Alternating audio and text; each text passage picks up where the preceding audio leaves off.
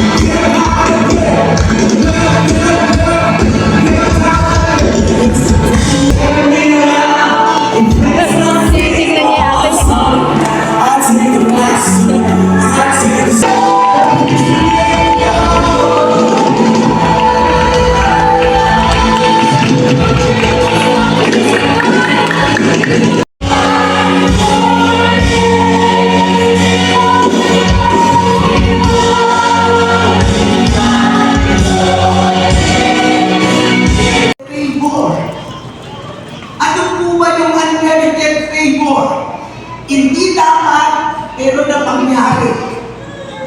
Hallelujah! Ang destiny po natin because of sin is hell.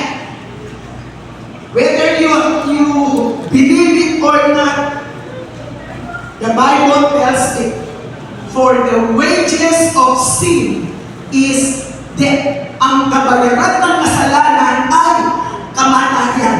So yung destiny natin, hallelujah, ay hell. But because of God's unmerited favor, for by grace you have been saved through faith, not of your good works. Ikaw at ako na ligtas dahil sa